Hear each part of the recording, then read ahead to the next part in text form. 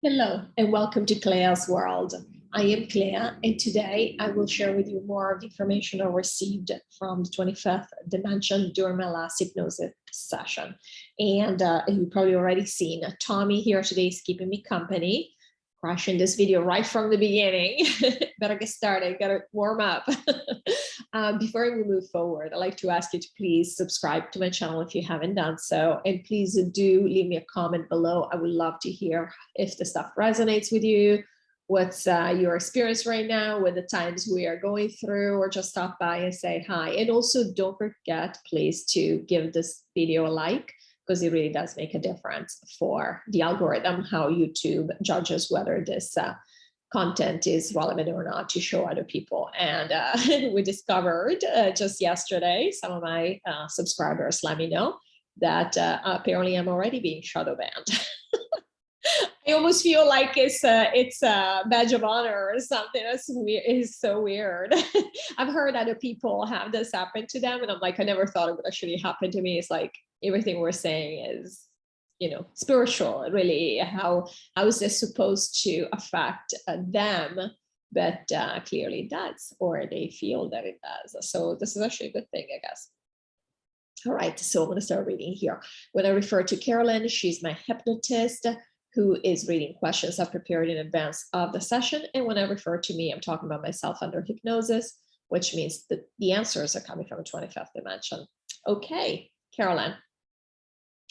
Did the 12,000 create everything in the matrix, dimensions, planets, etc., after the spark came from the 25th as a collective? Me. Yeah, and they were chuckling here. We're kind of the worker bees. So we've done a lot of the work, but again, what we consider to be a big deal, of course, it's a big deal. It's exciting. It's not like we create dimensions every day of the week, right? There's only so many dimensions we create, so many planets, but it's pretty routine work, something that we do, that we know how to do. It's not something like, oh my goodness, we get to do this and it's this one time. It's not. We might still create. There's a lot of dark matter in the multiverse. We might still create stuff there. So yeah, in this case, it's the 12,000. They are tasked to do that. And we'll all, you know, there are other people that can participate if they want to. A lot of people could be the 12,000. We've explained this before. The 12,000 are not special. It's not like there's only this group that is capable of doing these things. It's like a job. They've just trained for this. There are some other people that have the qualifications, or they have the capabilities, or they have the propensity, the attitude to do this. They're just not doing it. Carolyn. So as the 12,000 go to New Earth to rest, explore, experiment, and play, is there another group or piece of source that becomes the 12,000 for the rest of the multiverse? Me. No. The 12,000 will go as needed. And so, but we don't, there's nothing else that will need our attention for a long time, what we consider time here. So that's why we're going to be on vacation. We're going to be off duty, because we've explained before that we can think of the 12,000 as emergency services. There's no other emergency going on in the multiverse. Carolyn. Are there specific spiritual or multidimensional functions being carried out by humans who are not one of the 12,000? If so, can you give us some examples? Me. Yeah. So if you really want to be strict in the use of language, spiritual, everything is spiritual, because we are spirit, we are essence. So we assume that by spiritual functions, you mean things that are beyond the 3D, beyond what we do here as bodies, as our bodies do here. So yes, of course, any person who, for example, does recalibrates, you know, anything within them is doing spiritual work. So there are people that are planted on the side of the light. They're like, I'm just going to do good things. If I have any doubt about something, I'm going to say no. And I'm going to stick to what I know to be what you consider moral or light, whatever it is that they consider to be the light. And this is what we mean, that everybody is part of this puzzle. Everybody is part of this game. That's what we mean when we say nobody is more special than anybody else. everybody has a function here. Everybody's maintaining vibration for the planet. They're on at all times. As you're maintaining the vibration for your planet, you're really maintaining the balance in the universe. And so we're all doing things. Now, if we're talking about specific jobs, there are all kinds of jobs available. Again, maybe your job is to ground the planet. There are people on this planet whose job is to keep the grid in place. There are people whose job is to comfort Gaia. They connect with Gaia and they offer support and they're friendly because we're communicating. We are connected to Gaia too. So it could be anything. It depends on what you consider to be jobs. Carolyn. So then everyone has a pivotal role, not just daily, but like at this time as events are happening and we're moving forward, or there are some that are just like passengers, me. So everybody, it depends on what you mean by role. It depends on what you mean, again, by job, by actually doing a job, as opposed to you're not doing any jobs. Everybody's participating in this. Taking this down included or was based on the fact that people, each individual person, had to make a choice and had to do the work to align with that choice. So everybody's doing something. There's nobody just hanging out and saying, okay, with their arms crossed, saying, oh, just do it. Okay, just do it. I don't want to play. I don't want to do. Nobody's done this, okay? Except for the people. Some people have wanted to go back to the 25th, but even then, while they were here, they were still working on this. So all of us in that sense have helped this come about, all of us.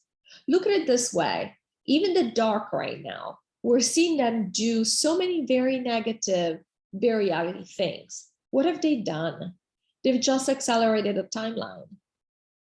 So everybody's helping in that sense. Now, if you're asking for specific jobs that they have to do with the takedown, mostly it's not going to be everybody, but really, again, depends on the focus you're keeping, because so the 12,000, for example, have had to do, it's almost like construction work to make this happen, or takedown work, and they mean demolition work.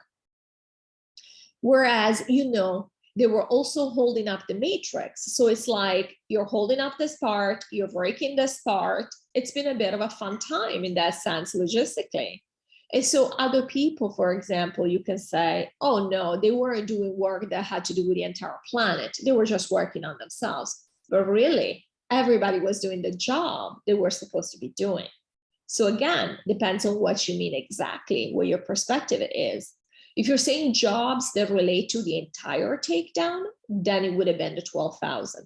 But if you're talking about the role that everybody has had, there have been people that not only did the job of aligning themselves exactly what they needed to do, but there are people that are not part of the 12,000 who are what we consider light workers in the greater meaning of the term, and they might be grounding the light. So that's a job that's helped us, that's helped us on this planet as the 12,000 were focusing on the takedown. Carolyn, yes, so with that explanation, there really isn't anyone who's just along for the ride. Me, that's correct. If you for somebody along for the ride are referring to somebody who's done nothing for anybody, nothing to help us along, no. There has not been anybody who's just like a deadbeat where you're like, you're just useless. Why are you even here? No. Carolyn, maybe they just want to watch the show. And she was laughing. Me, no. And even being an observer, you cannot be in quantum physics. And we talked about the fact that we love the word quantum here, because all quantum physics is doing is really teaching us that there is no observer that does not actually participate in the reality. You could be an observer and your energy will affect the reality. So even if the person you say they've done nothing, what we consider doing as in actionable things that you've done, even if you're just sitting in your chair observing, you're participating. especially when you think about the fact that our thought changes reality, our thought and our intention. I mean, being an observer is a very powerful role. It's not just that passive role as we like to think of here. Carolyn, amazing. Does the fact that Clea knows that she's one of the 12,000 mean that the other 11 incarnations of her on this planet also know that they are? And she's referring to the fact, if you recall, the very first hypnosis session I had talked about the fact that the reason we talk about 144,000 in the general culture, in the general spiritual culture, is because this is the number that's famous for being the people that we're going again to take this down.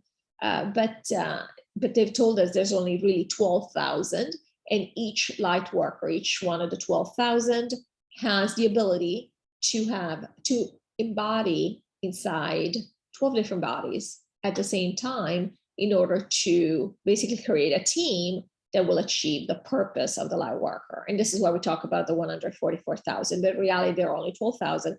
And so the question here is, does the fact that Clea knows that she's one of the 12,000 mean that the other 11 incarnations of her on this planet also know that they are? Me, yeah, they do. Carolyn, do they consciously know the truth about this being since they share the same essence with Clea?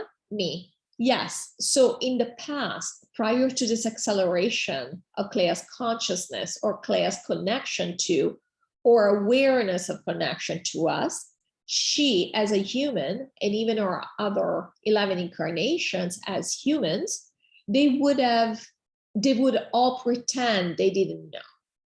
We're always exchanging information with everybody. So of course, we're sharing information with ourselves because this is our other selves, right?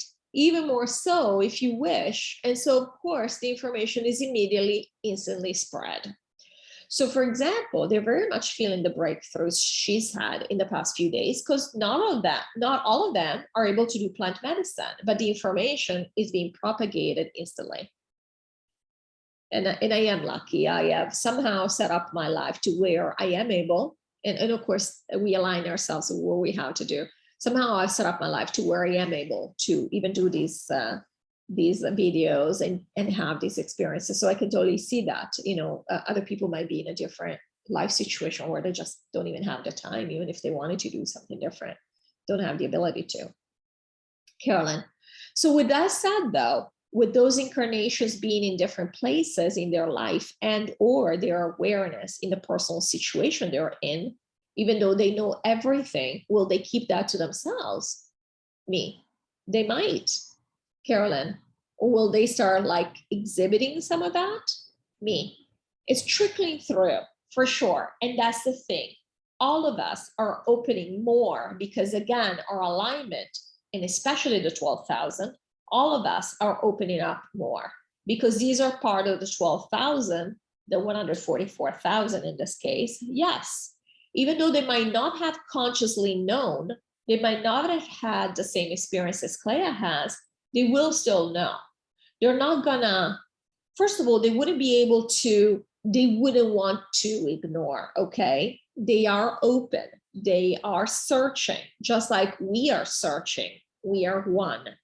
And also they are open to messages. Now, they might get them to where they think it's coming directly from source. They might get them, it doesn't matter where we get them, right? At the end of the day, they're all coming from the same place, but they are open, yes. They wouldn't be like 3D people still saying, no, I don't want to know. All our incarnations are all helping our goals. Our goal for us, for me, for you, for each one of the 12,000 is this takedown. By the time we get there, which is soon now, the next few weeks, we will all have this information and therefore it is propagating. So it might not be immediate, meaning the information underneath is immediate, there is no time. You might not physically or mentally or intellectually absorb it as fully immediately, but it will very quickly trickle into your consciousness because we are meant to know. The work that you're doing, for example, Carolyn, because you're hearing all these messages, you're doing all the work on your own, you're meditating, you're connecting. Most important, you're aware of your connection because you've always been connected. You're actually heeding these messages. You're doing the work you're supposed to be doing. This is all being absorbed and integrated immediately within your other, and we say other, quote unquote, in your other incarnations. And they say quote unquote because of course there is no other, we are all one, but even more so, you know, for one of the 12,000 with the other 11 embodied incarnations that he has. Carolyn. Thank you for that explanation because it explains my dreams as of lately. I'm actively working amongst them all, I believe, me. Not only, but they're also doing work. You're absorbing that too. The reason, for example, you might be getting something so quickly is because some of the others are doing the work as well. You're one person. All you're doing is multiply yourself so you can have multiple, so you can accelerate your growth or your awakening or whatever it is you're working on, whatever it is you want to call it, so that you all get to the same point faster. And of course, once we move to New Earth, you're moving as one. You're one person. You're not 12 people. You're one. So is that the understanding that I'm coming to? Because I didn't know necessarily that I had that information, that the 12,000, there are actually 12 of us individually throughout the world. Me, there's 12 of you that share your same essence. Now I left this in here, even though you guys probably already knew this. I talked about this before. Carolyn just forgot. This information was given to us during the first session we had, which was a long time ago, it was last August. Clearly she has a life, you know, like the rest of us. So it's like I expect her to remember every little detail. I've told you guys before, I read this stuff so many times to delve into it because it is so much and it's so different from what we've been told. But I wanted to leave this in because all this information in about the 12,000, because some of you might be one of the 12,000. And again, it's just a job. It's like saying you're a fireman. Okay. There are other people that could be firemen that just don't want to be doing that in this lifetime. It's perfectly okay. It's not that firemen, I mean, we are grateful to firemen, but it's not like they are, you know, better than other people. And at the same time, I left this in here because even if you're not one of the 12,000, the concept still is relevant in terms of the fact that whatever work you do, and this is what they were referring to as well, whatever work you do or whatever breakthrough you might be having might be due or is due really to also absorbing the work that's been done by others. So again, if any work that you do, and we probably heard this before, helps everybody, helps the collective, it changes the planet, it changes the multiverse. So it's never, no effort is ever wasted.